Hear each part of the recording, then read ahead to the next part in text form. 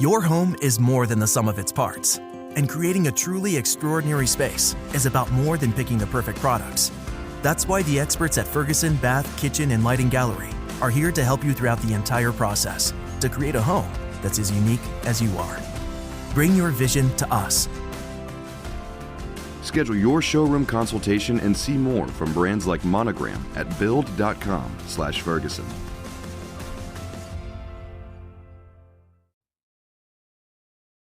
Before we begin, I wanted to give a huge shout out to the folks at Amazon Music for partnering with us on this episode of the Inside Line F1 podcast. But more on this later. Right then, let's get right into today's episode.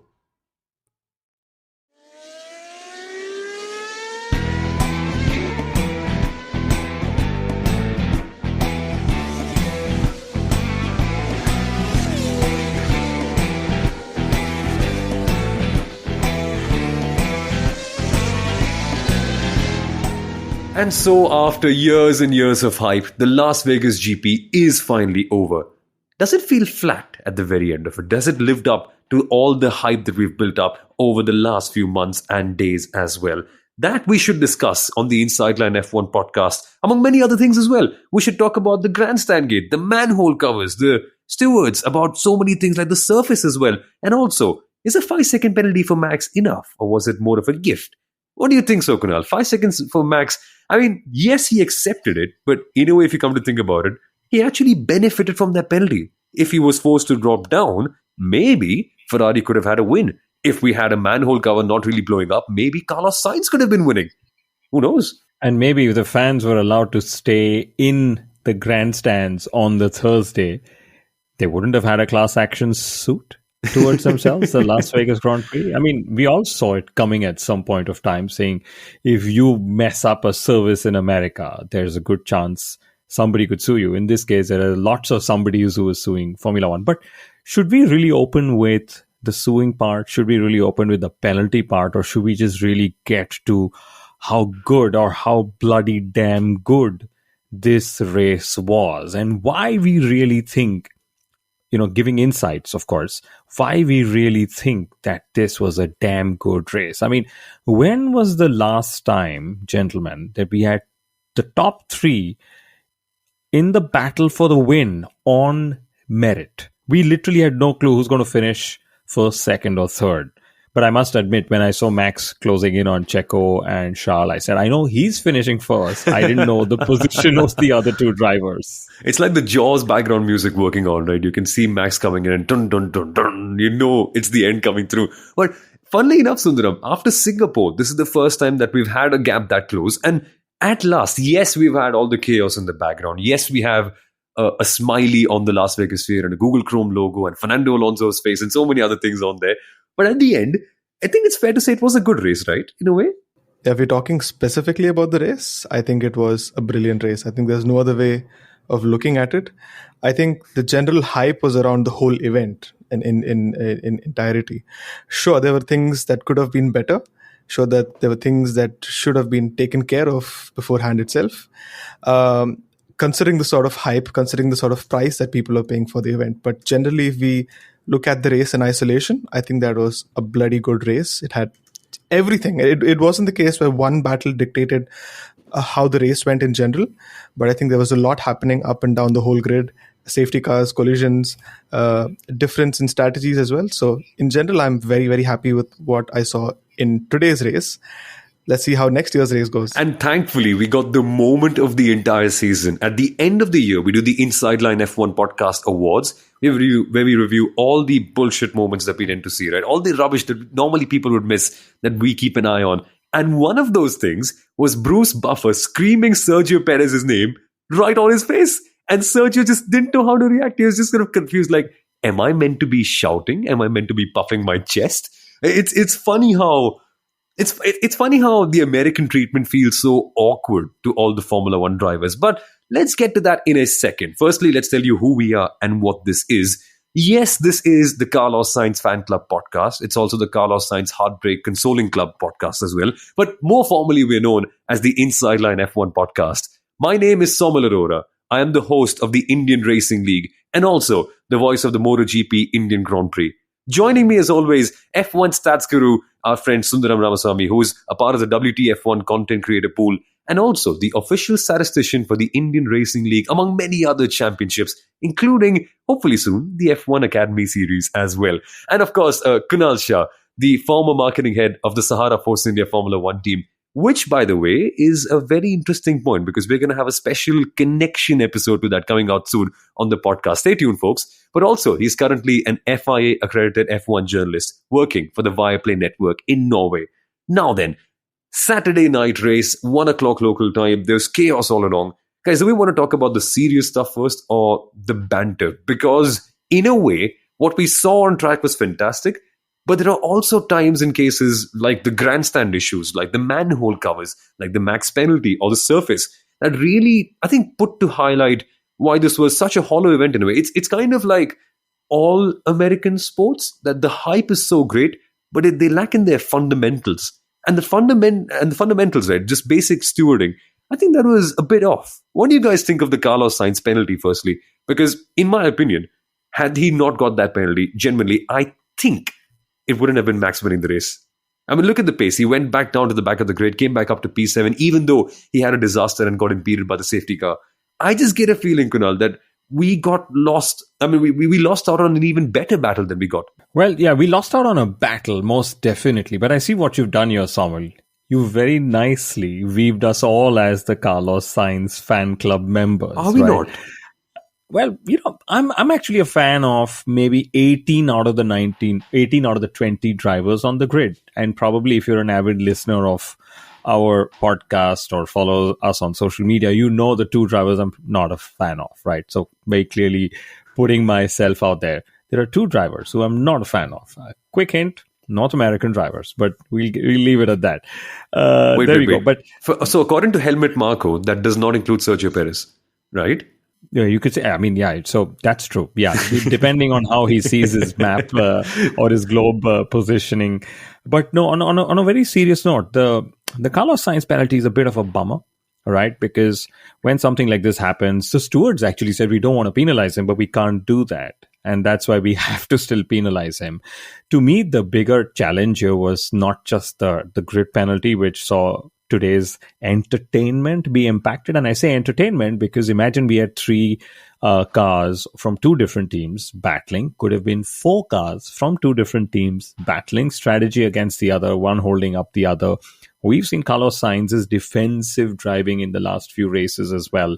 We know how good he can be trying to keep some drivers back. And I get this feeling when he's battling, when he's defending against Max, he's a little more aggressive in his defense, Carlos Sainz. But anyway, leaving that aside, the grid penalty aside, it's also the impact Ferrari would have, or now actually has had, on the budget cap, because all these components he's changed were very expensive. And I mean, the best way to summarize this is that Carlos Sainz finished ahead of both the Mercedes cars, and it was Christian Nimmerwall from motorsport.com. I think it was Motorsport or motorsporttotal.com. I can't remember.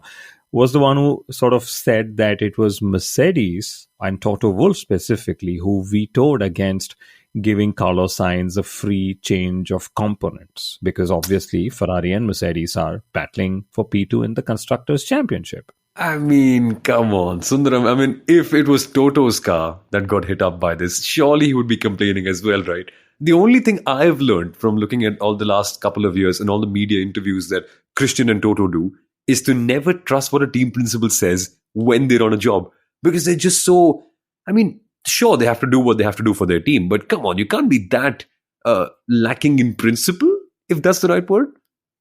For someone who's a team principal, actually, in a way, that makes it even funnier. I think that's been the general theme this weekend in general. I've seen a lot of cases where a lot of people have just been pro the event and pro the regulations or pro the decisions. But Toto Wolff's outburst, especially in the press conference or generally in actions, were a little questionable in my opinion, because the one thing that I really don't get after free practice one, why do we still have drain cover issues? And the fact that Toto Wolff mentioned it, we've had it before, it's nothing. Two things are really of concern for me. Firstly is the safety of the drivers, because if manhole covers can't be drilled down or they can't be welded into place properly, does that really guarantee the safety of the drivers or the participants involved? We remember seeing Roman Grosjean having a very, I would still call it a nasty crash in Malaysia 2017. So my question is, why do we still have issues with manhole covers? Sure, we're racing around street circuits, and probably every single drain cover is different from the other. But probably these things could have been taken care of beforehand. And then secondly, then comes the lengthy delays with the audience being literally kicked out, 5-hour delay with free practice too. My only expectation was the fact that if you're hyping up the whole event to this extent, that this is probably the biggest spectacle of the whole world or of F1 history, these are things that could have been sorted out beforehand. That's my only thing. Frankly, I think you're right. Manhole covers have been a problem. We've seen this in China, in Baku, even in Monaco, which has been hosting a race for 70 odd years. That's there. I just have two things to just summarize this point, because I really want us to talk about the racing, which was so fabulous. I would have loved to speak about manhole covers and grandstand issues and all the entertainment if the racing was bad. But, after the checkered flag fell on Sunday, I'm willing to just forget all of that, at least on the Sunday, and be like, oh my goodness, what a damn race that was. What a damn good race that was. But just to wrap up the manhole point, in my view, Formula One, especially the FIA, aren't doing street races for the first time. Yeah. They've been doing it several times over. Clearly what came out and not has been confirmed by anybody yet, but maybe track preparations were delayed given the mammoth event that Formula One, Liberty Media as promoters were trying to pull over. And I think, again, one of the motorsport journalists reported that the homologation actually took place at a very late time, and they were under pressure to just homologate the circuit. So the question is, were the manhole covers tested or not? Because this is the 1100th race of Formula One. We've had so many street races over the years, so many different promoters over the years hosting street races, that they should have gotten this right for safety, for drivers, for fans, for everything point of view. And of course, on Friday or Thursday, when this happened, everyone was questioning. You're able to put in $500 million into a pit building and all the entertainment and stuff like that. But hey, what does it cost to, weld and secure all the manhole covers? Probably 1% or 0.5% of that budget. Did you not do it? Did you forget to do it? Did you not do it right? And this also takes me back to, for example, the MotoGP in India. There was so much negative press, and the general perception in the world was India can't pull out such an event. The truth is that even a country like the USA, and like we've had Donald Trump say all along, make USA great again, maybe this is going to be his voting pitch the next time. Next time we have a Las Vegas Grand Prix, we'll make sure that the manhole covers are secure, because we got to make America great again. Look at us, 3 grown men talking about manhole covers on a Sunday evening. If anyone walks into the recording studio and says, what are you guys doing? It's going to be a very tough conversation. But very quickly before we get to the racing, on the FIA, I know it seems like a rubbish penalty for Carlos Sainz, right? He's penalized for something that's totally out of his control. Literally, that causes him to, in a way, lose the race, because had he qualified where he would have qualified, there's a very good chance he would have gone on to win it. But the thing is, the stewards can't do anything because they have to set an example. And things like petitions don't really work out in the sporting regulations of Formula One. A local level championship, yes, you can have that wriggle room. Not really when the FI is involved and it's a world championship. And that's why, even though everyone in the steward's office admits they can't do anything about it, it's a terrible penalty, they just have to give it. I'm just surprised that we can't have that wriggle room in that case, and maybe let common sense do the talking. But I think let's also put the common sense to the talking in terms of racing. Because, folks, were you really entertained? I unfortunately missed out on watching the race in real time, so I can't tell 100%. But was it genuinely as entertaining as the hype made it up to be? The views were fantastic. The sphere was amazing. The lights were beautiful. The fake Eiffel Tower, in a way, made it even more special. And the fact that the cars were just revving out and topping out on the straight, which is something I've never seen happen as much in a Formula One car. That, for me, gave me the entertainment, at least on the social media clips. But what was it like for you folks? What about you, Kunal? Did you find it to be a very enjoyable race in a way? At least the gaps made it seem like one. It was enjoyable. When was the last time that there was a competitor who finished so close to Red Bull, especially in the RB19? Yes, you'll throw me back to Brazil when Lando Norris was close enough, etc. But the fact is they still have a margin on this car to finish ahead. And when the history will say Max Verstappen won yet another race. His 18th win of the season. He's now equal with Sebastian Vettel with 53 wins, etc. We'll throw all these numbers, but again, he was made to work hard for the win. Right from turn one, lap one, with that penalty, with all the chasing, with clearly not having the fastest car on the straights. The Ferrari was much quicker on the straights. He had to do a lot of chasing. He had to work hard for this win again, pull off a lot of overtakes, which again, on the medium tire, when Red Bull was running, they were not as good with their tire degradation. So it wasn't an easy win for him. But, all in all, my mind goes back to the fact that we had 3 drivers battling. We had several more within the field. The Alpines were battling. Lance Stroll made a recovery. Esteban Ocon made a recovery. It was also strategy involved because the second safety car came in at a great time. And Saumil and Sundaram, all through the weekend, everyone was talking about how cold it's going to be and how tough it's going to be for the tires, right? On Viaplay, Mario Isola actually gave a brilliant insight, which wasn't really carried on a lot of networks. He said, we have tested in cold conditions before. We've had pre-season testing that's happened in Barcelona. We've seen snow, so we have tested. So we are not worried about cold conditions. But he said with the circuit characteristic, with these long straights, with these kind of corners, the biggest challenge teams will face is at the safety car restart. You will need to have a new tire, which is easy to put energy into compared to an old tire.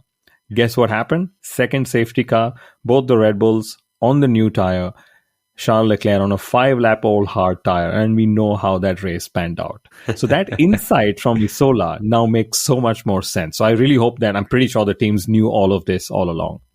I think what made it even more fun was the fact that we had that layer of unpredictability in the race. I mean, watching Leclerc's pace all the way through, and then when he got boxed in by the safety car, that I think was the game-changing moment. Eventually, you saw the pace, you saw everything that he was doing, and you thought, hey, maybe, just maybe, we could just see a second Ferrari win of the year and one each for Leclerc and Sainz.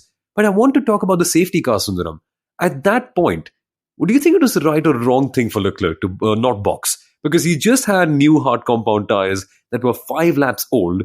In that situation, I don't know. I don't think the process of deciding was wrong in any way whatsoever, because if you've got 5-lap new hard compound tires and it's meant to be a long race afterwards, I don't think it's technically wrong to box and compromise on track position. It's just that Verstappen seemed to be so dominant. But eventually, I don't think I can fault Ferrari for that. They just got locked in by a very mistimed safety car. What do you reckon? Oh, absolutely. I think I can't really fault them for the fact that they didn't pit during the second safety car. That was just 5 laps after he pitted previously. Generally, Leclerc looked quick throughout the whole weekend, going quickest in the practice sessions, even throughout qualifying. And even today, even on the medium compounds, he was quicker than Verstappen. It's actually on the hard tires where Verstappen was able to light those tires up and go quicker than Leclerc. But generally, if not for that safety car, Leclerc would have won this race. For 2 main reasons. The fact is that the others really got that time advantage in the pits when the safety car is out. And this fact is that they got quicker tires. Even if it was 5 laps younger, they got quicker tires than Leclerc towards the end. But generally, I really can't fault them. Leclerc went 20 laps on the medium compound starting off. So he was really inclined towards the one-stopper. But I think Ferrari really didn't want to take the risk of pitting again and then getting stuck within the grid between cars. So they went with the one-stopper, and I think it worked almost well. It worked almost well for them. I actually have a different view than Sundaram. So Ferrari had a new set of hards available, but they chose track position over the Red Bull cars rather than, I don't think it was a one-stop or a two-stop strategy. They knew that their cards were sort of dealt the minute the Red Bulls pitted, because the reverse could have also happened, that Charles would have pitted and the Red Bulls would have stayed out and they would have lost track position. And then we've seen several times this year that track position has been more vital than anything else, given strategy or degradation or on-track position and so on, right? So it was them choosing track position. And like you said, Sundaram, they had just 5 laps old tires. They actually had better tire degradation than Red Bull on the medium, which Charles very clearly attributed to the cold temperatures. He literally said post-race, I don't think our tire degradation is suddenly going to become better in the warmer climates of Abu Dhabi. It was just the cold that made our tires better. So it was just down to that. And then Charles actually said that he just couldn't bring in newer energies in his worn out tires, even though he was taking good care of his hard. So, that was just down to what happened. But I'll be honest, I actually thought, again, towards the end of the race, because of how Red Bull was chewing their tires, I thought that Charles's tires would again outlast the Red Bulls and he would probably make an attack. But that clearly wasn't to happen. But credit again to Pirelli, because that hard tire was so good that it allowed for more flat out racing, in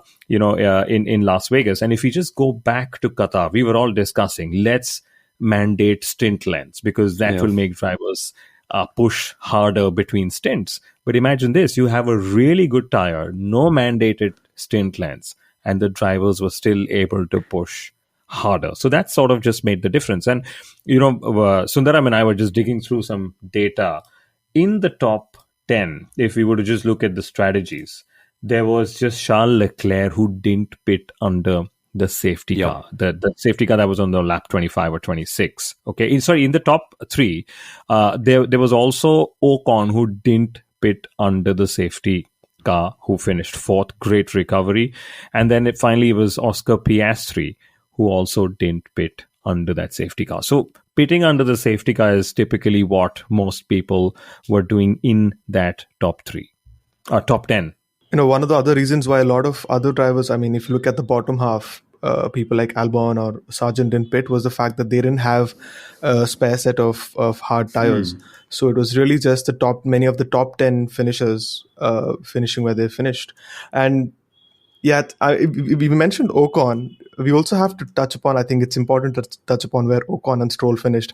Ocon started where 16th, Stroll started 19th, and they finished 4th and 5th in the standings. And it's all attributed to how well they started. Stroll started on softs and Ocon started on mediums, but they really made the most of that first lap, the opening corner collision there, or Alonso spinning around, not collision, Alonso spinning around on his own, a rarity that, but they really did well beyond after that. And a very interesting stat, I think this is my favorite stat of this weekend, this because we're also the Lance Stroll Supporters Club. All of a sudden, this is the first, and I know I've bashed around the guy over the last couple of races, but the fact is Lance Stroll has finished in the top 5 in consecutive races for the first time in his career. For the very first time in his career. You're kidding me. Guys, where's the applause? I've checked it twice. Don't put me in doubt. Don't put me in doubt, but I'm going to check it once again. But I'm pretty sure this is the first time he's finished in the top 5 in back-to-back races. So credit where it's due. He's been doing extremely well. He's had a bit of a barren run since the summer break. Yeah, that's true. Guys, one sec. Where is the applause? Come on, we can't be that bad. We have got to be good human beings, right? Come on. He deserves it. No, so you could look at it that way and be like, he's on the best run of form in his life. No, but in all seriousness, genuinely great to see Lance Stroll do what he's actually capable of doing, just that sometimes the form dips out very, very badly. And you need this stuff. For once, it's actually Lance Stroll doing well and not Fernando Alonso. And that is, in a way, heartening to see. If only that team can have 2 competitive drivers, it'll be amazing for next year. But that stat by Sundaram was indeed a bombshell. And just like Jeremy Clarkson says, and on that bombshell, we should take a short break. But we'll be back in a second. Here's a quick message. Welcome back, folks, to the Inside Line F1 podcast and our Las Vegas GP review. Now, we've spoken about Max. We've spoken about how good he was. Actually, we haven't touched upon that. Let's just say it's a classic Max Verstappen performance. Even though he had damage, even though he had a 5-second penalty, class apart, as always. I think let's talk about Max for a second, right? I want to talk about that penalty in a way. Now, here at the JKTI National Racing Championship in India, it's been discussed quite a lot by the stewards. Was it a fair penalty or not?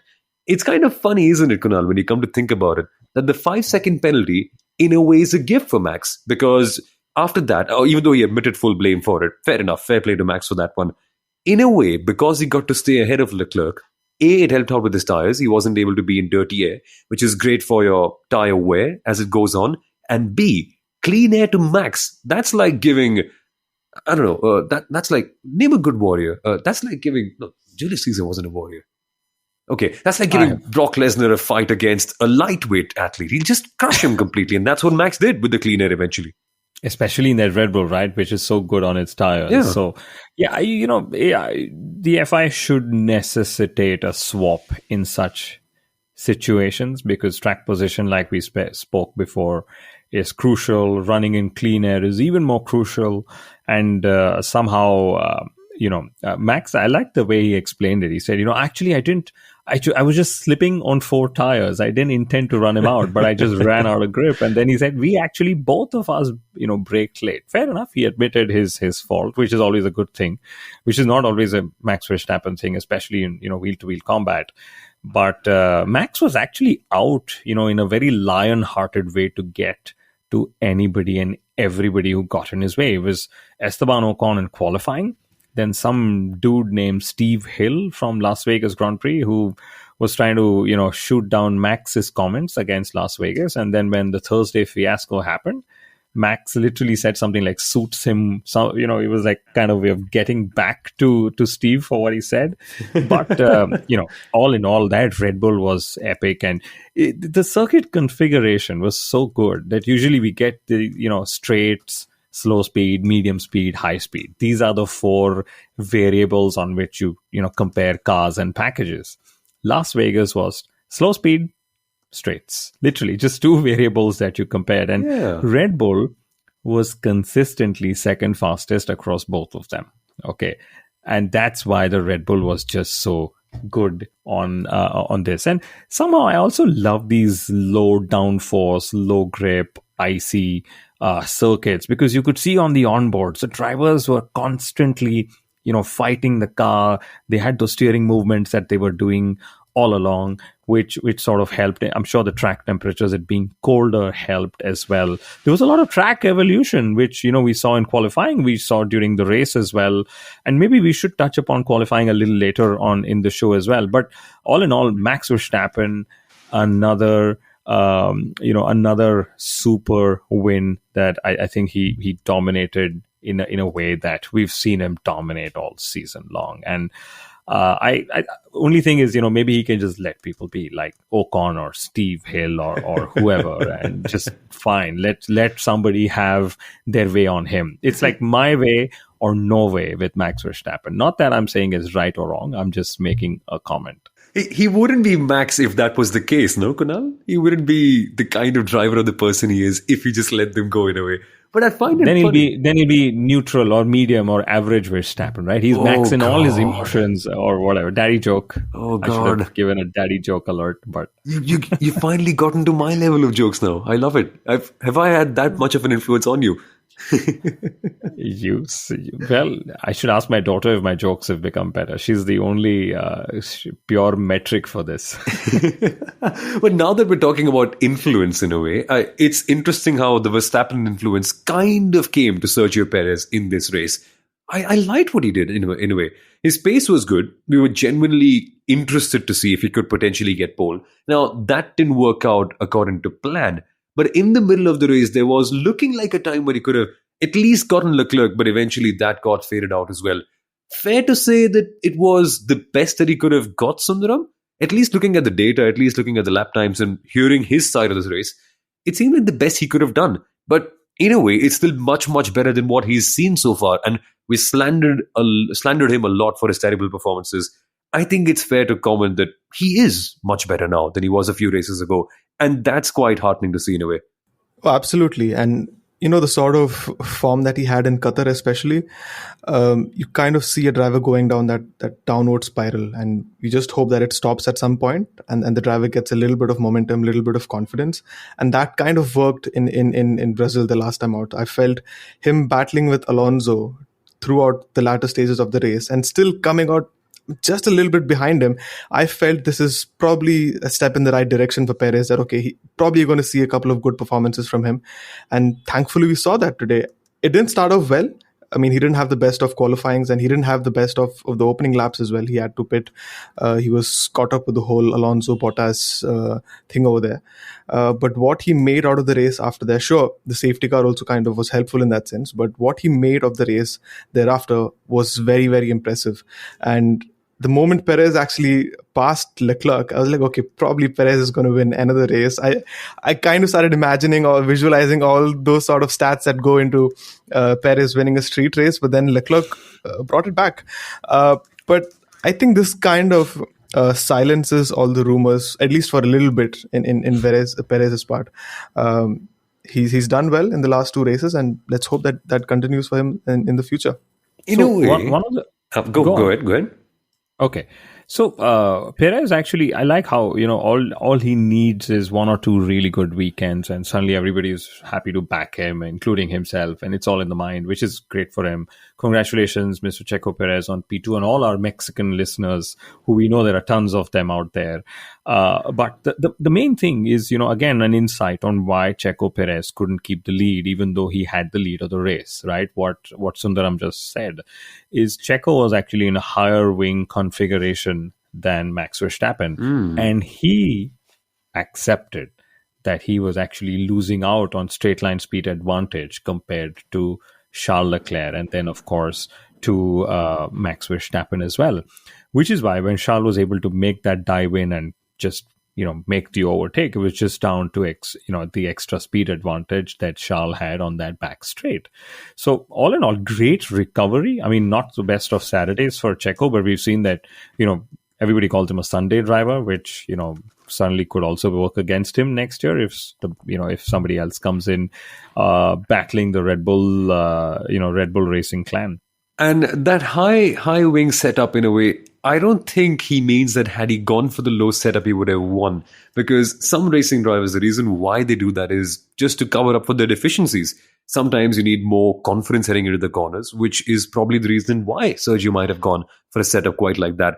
And maybe if they'd not gone for that same setup, he just wouldn't have been up there in the first place. So who knows? It's a little bit of a topsy-turvy thing in a way. But let's now very, very quickly talk about the other things. McLaren, very, very quickly, guys. I don't think their weekend was as bad as it looked like, because after Oscar Piastri and Lando Norris came out to the media on Sunday, Saturday night, in a way? No, okay, let's call it Sunday, because in the time zones it was Sunday. But in a way, the fun fact is they said that the only reason why their weekend was bad, guys, was because they went out on Q1 on only 1 set of tires. The track evolved way too quickly, and even though in practice they had good pace for Q3, and also the race pace looked like they would be somewhere in the upper top 10, they eventually ended up just getting knocked out of Q1. And once that happens, we just saw the amount of chaos that you get involved in. Piastri still ending up with a decent auto result in a way, even though he had that clash. But Lando Norris getting involved in a clash, in a kerfuffle of sorts in the first couple of laps. And there we are at the end. McLaren ending up with one of their worst weekends of the year. It sort of is a little artificial. But I feel that these sort of weekends are where McLaren really should be performing higher. And it feels a little bit of a dagger to the heart as a McLaren fan, where we see stuff like this happening and they're not able to close up to Ferrari as quickly as they could have done, Sundaram. Oh, that's true. And the thing is that them not having a good race weekend kind of brings Aston Martin back into contention, because they are just 11 points ahead of Aston Martin going into Abu Dhabi. McLaren scored just 2 points this time out.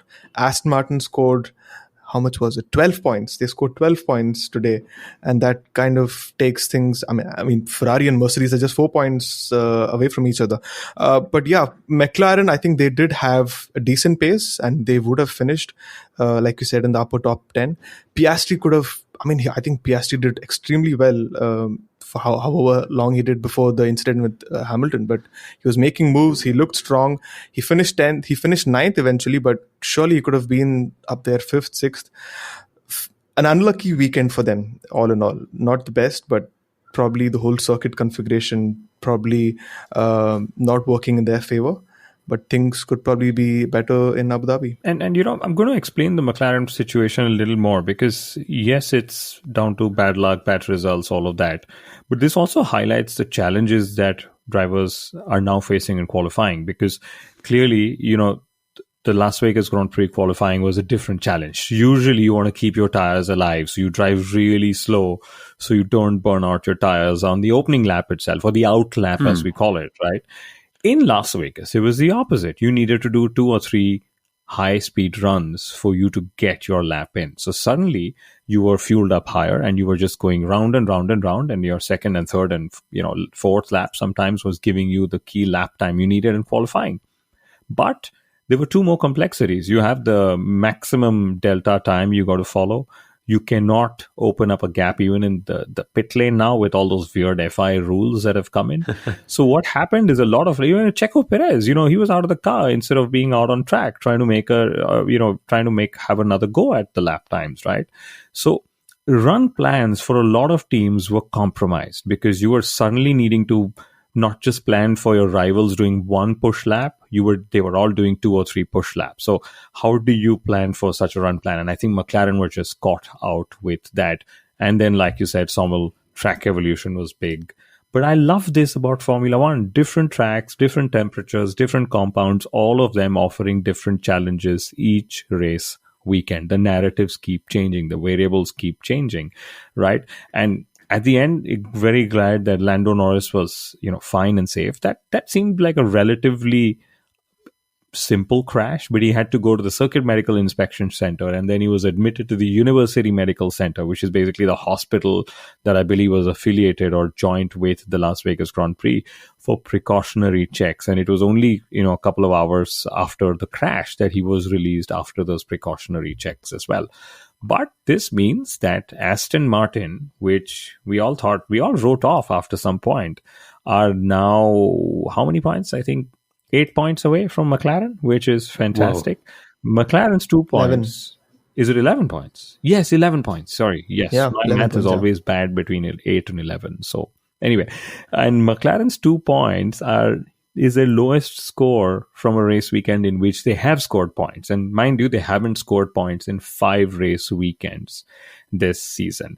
And, I think if Aston Martin pipped them, okay, and maybe Fernando Alonso is kicking himself for that overzealous move into turn 1, where suddenly he was more Mazepin style than Fernando Alonso style, I would say.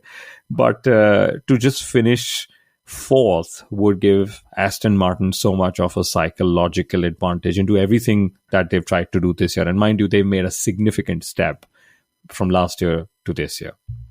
Now then, folks, after all of McLaren, we very, very quickly need to talk about 2 things before we come to the end of the show. Firstly, a word on Esteban Ocon. Brilliant driving, great recovery, but we have spoken about that in a little bit of depth. I want to talk about Lewis Hamilton for a second, guys, because we know him as the ultimate showbiz professional of Formula One. He's always the flashy one, always with the bling, always with the fancy outfits, always starting up with the headlines. I think this was the most, what can I say? What's the right word I'm looking for? I think the most Lewis Hamilton weekend, but in a negative way, where he had just all the chaos in the world, right? Dropped back down after the opening lap, had contact with everyone, made contact with Piastri as well, eventually fell back in, and still, after all the chaos and drama that he went through, he A, ended up beating George Russell, and B, ended up finishing P7 in the race. It's like you expect the best of the very best from Lewis Hamilton, which he also showed, but there's also the parallel side to it. I don't think bittersweet is enough to sum it up. It's like walking into a casino and ending up with the same amount of money that you walked into and not winning anything extra. It's still fine. You're not losing money, but it's not really extra special, if that is a Las Vegas reference to use in a way. I kind of found Lewis Hamilton's weekend to be super fun. And with all that chaos as well, Russell just wasn't able to keep up, which I found to be very interesting. But do we want to talk about the off-track stuff, folks? Do we want to talk about the lawsuits and the oil spill? I think that, Sundaram, is the craziest part of it all, right? Where Lewis Hamilton, if I talk about his crazy weekend, Lewis Hamilton's parade car ended up having an oil spill at the outset of turn 1, which apparently was the reason why Max Verstappen lost grip. Crazy in a way. It is. And I mean, everything just turned up for the Las Vegas Grand Prix, all the sort of controversies. This is the first of 10 races that we're going to be having in Las Vegas. They have a 10-year contract, and you really want your first race weekend to go off well. You really don't want to have these sort of issues happening, and everything kind of just came in at the same time. And I'm sure people are going to be talking about it. But yeah, things worked out for. I mean, things didn't work out for Lewis Hamilton. He started off on the hard tires. He finished the 17 laps on those, and everyone else did easily 20-25 laps on those hard tires. So him actually tagging with Oscar Piastri meant he had to cut short his overall stint, and he just did another 9 laps on the medium. So it didn't really work out for him. Yeah, I really don't know what to say beyond this. You're a lot like Rohit Sharma in a way. When asked about Sachin Tendulkar's statue. I really am. Yes, absolutely. No, it's a statue. What do I have to say about that? I love that guy. Hopefully he brings us the World Cup by the time this episode comes to an end. But on to other matters. Kunal, I want to know your thoughts on the entire weekend as a whole generally. Because looking at all the videos that the fans have put in, looking at all the articles that the journalists have written and all the footage that we get to see on the internet, it seems like they've made it happen. Yes, there are teething issues. Surely manhole covers are fixable. Let's put it that way. Things like... And they were fixed very well, Yeah. I must say. Yeah. They were just not fixed on time or in time for Thursday. They were fixed in time or fixed maybe 6 hours too late. But that's okay. I mean, I think we should just move on from manhole covers. we were not going to mention manhole Yeah. covers ever again. Yeah, but I can tell you the class action lawsuit, $200 that everyone got, fans being asked to go home, security was overworked, etc. I'm sure the organizers did their thing, trying to do best for what was for Formula One. At no point, does Formula One have to turn around and say, no, let's send the fans back, especially when fans are paying the highest to be at this race. I'm pretty sure they had their reasons. Let's remember the races also happen at really odd hours. The track sessions happen like 4 a.m. or something. I mean, imagine this. If it was a music concert at 4 a.m., there's a good chance you would have been told, sorry, but please go home and we'll give you a YouTube link to go watch the music's, performance on. But all in all, I think, again, a very packed race when it comes to celebrities. I saw the start grid helicopter shot and I said, how are they going to clear this before the 5-minute mark? David Beckham went from the Cricket World Cup in Mumbai to the Las Vegas Grand Prix in Las Vegas, obviously. Paris Hilton was there. She said Lando Norris was her favorite driver. Right now, I sound like a newsreader just reading out who all was there. Shaquille O'Neal was there, but I mean, his answers were very, very robotic. I actually thought he will drive the cavalcade or be a part of that. But what did you guys think of the new podium ceremony? Because they drove through the Bellagio, they had the fountains thing. It was, Max's podcast on the way there. Reminded me of Ocean's 11. David Coulthard did an interview with just one mic. So he was handing over his mic to the driver. Somebody forgot the driver's mic out there. And then they came back on a Checo Perez podcast, which was so boring that they didn't broadcast more than 30 seconds of it. I was a little surprised, to be honest, because I know Formula One in general is very picky or a little concerned about their broadcast times. And that was actually one of the things that I thought happens in Spa. Usually after the race ends in Spa, you don't have drivers doing the whole lap because the whole lap is that long. So they kind of go the other way around in the pit lane just to save on time, save on broadcast time. That didn't seem to be a concern this time out. Everyone is going all the way to some other part of the whole track for the post-race interviews, and then they came back. That was what was really very surprising for me, because then they had those platforms set out on the circuit, and drivers were walking up to their podium positions there. They really had a lot of time on the broadcast post-race, which was very surprising for me. Not a fan of it, to be very honest. I just want to get over the podium and get on with other things in life. But yeah, I think it was a bit too lengthy for my liking. I'm just glad they didn't have a random American interviewer for the podium questions, because that is blasphemy for me. But anyway, I think one second. Danica Patrick should be also counted as a random podium interviewer. Genuinely. I think let's put her on that list. I'm a little mixed, Sometimes she asks, I think when she puts her race car driver hat on, she asks really good questions. When she takes that hat off, I don't know what hat she puts on, because then the questions are really random. But I'm assuming it's just 1 and 0 race car or not a race car driver. But is it fair to say she's just there for the accent in a way? Because it feels like that. Because sometimes there are better interviews. David Coulthard is very good. Why bother changing? Yeah, I agree. He's a Viaplay expert. We have him every race, which is fantastic. Best insights. I'm glad we don't have a certain Scottish driver who I've worked with in the past doing interviews anymore. Won't name people, but that's a hint enough. But P1, P2, P3 all confirmed in the Drivers' Championship. P4 is a four-way battle which will be settled in Abu Dhabi. I think it's Sainz, Alonso, Norris, Leclerc. That actually reminds me, opening lap spins were the two Spaniards in spinning in succession. Oh, Alonso spun. Maybe I need to spin the car, and Carlos went behind him as well. But no, all in all, the race in itself was pretty memorable, if that's the word I would say. And the best memory is gonna be for Jacques Villeneuve. What? The former world champion who Jacques got Villeneuve. married the former world champion, 1997 world champion, got married in the paddock, in the chapel in the paddock, I should say that, What? right? In the race to the altar. Yeah, it's public news, and I know you were, commentating for the Indian Racing League and the JK Tyre National Racing Championship. But Jacques Villeneuve got married. Now, if I was to ever get married again with Mithila, I would definitely go there and say, you know what, Las Vegas chapel, here we come. Why not? It's a very Jacques Villeneuve thing to do as well, right? Retire from Formula One, start a music career, quit a team randomly, go to the Indy 500 after winning the F1 World Championship, and maybe just get married at the Las Vegas altar. If there was one person in the world who could have and should have done it, it was Jacques Villeneuve. But folks, any final comment from you, Sundaram? Because I feel that even though Max has come out for a 2.5-minute tirade in the press conference criticizing everything that the Las Vegas GP stands for, I think it's a little hollow, because there are two sorts of fans in the world. There are people like us who watch every single session constantly, track all the data, all the timings, look at the stats and all of your wonderful stats as well, and are really hardcore into what makes the sport so special. But let's not forget, half the money comes from the people on the other side, the casual people, the people who think Leclerc are cute and only watch it for that. And it could be fair to say that a lot of the Las Vegas audience was generally a lot from that audience. But why do we discriminate? Why do we not create a product for them as well? I think what Formula One is doing with the Las Vegas GP and Miami and many other circuits is only fair.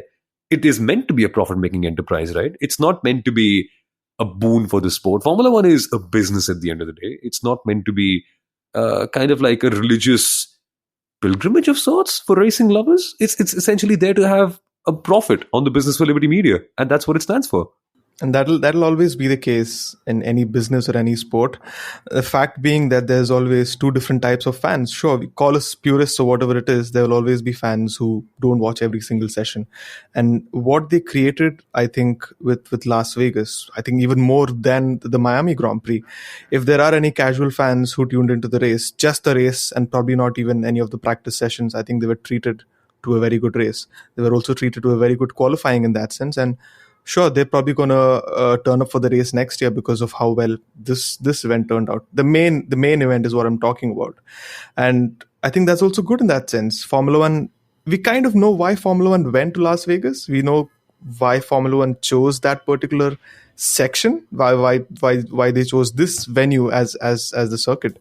And sure, there are, apart from on-track advantages, there are other things that help in the background.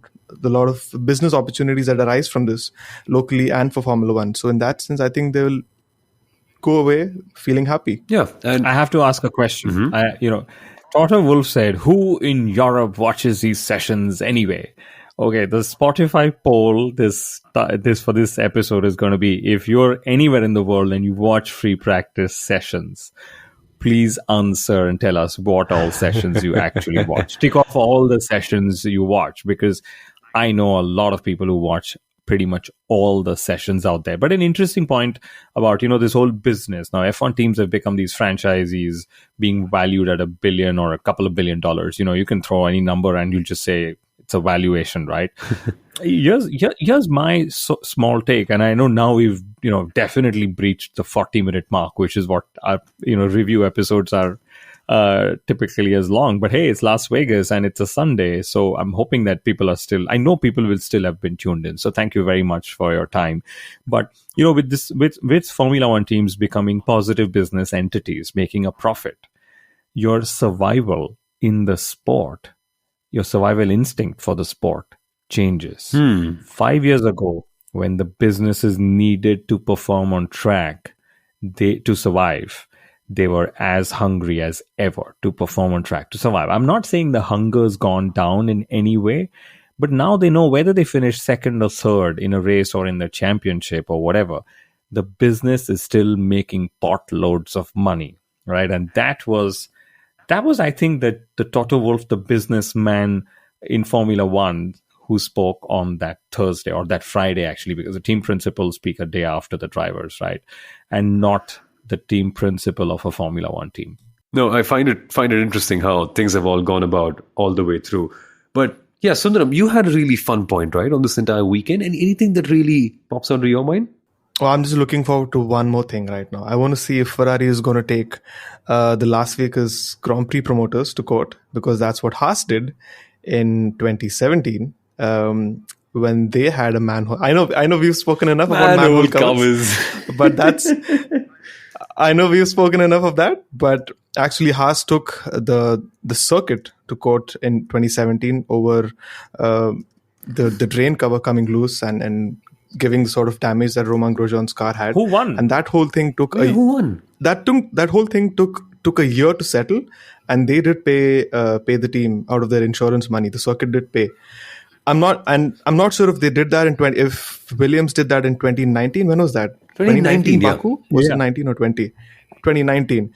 I remember Claire Williams saying that we will take this up with the circuit. No news after that. And I know Fred Vasseur was livid in the press conference. He was absolutely frustrated, annoyed at what happened. And it also really matters because it's the budget cap. Sure, it won't kind of help them in the sense that it reduces the money that the circuit may give. It reduces that from the budget cap. It's still going to be put on there. But I just want to see Ferrari takes the Las Vegas organizers to court to kind of recoup that money.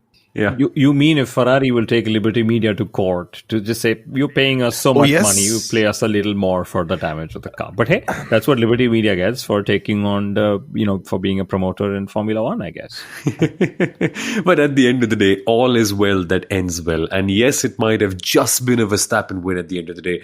That's what the results will say. A far greater story than that. But eventually, good to see, finally, the hype being settled. Finally, we have a race at Las Vegas now. And it's no longer just a dream that we've had in the past as well. But folks, thank you so much for listening into this episode and hearing us banter about manhole covers, among many other things. And in case you enjoyed this episode, please support us by subscribing to the Inside Line F1 podcast, and also by sharing this episode to all your friends and family members who might enjoy this as well. Folks, we'll be back very quickly for what's next? Abu Dhabi only? Is that it?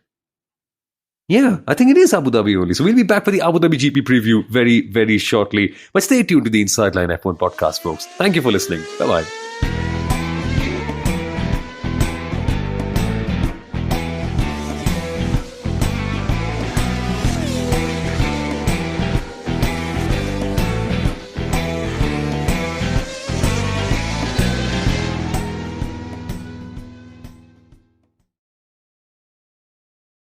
Thank you so much for tuning in to this episode of the Inside Line F1 podcast. Before we ended, I just wanted to say a huge thank you to Amazon Music once again for partnering with us on this episode of the podcast.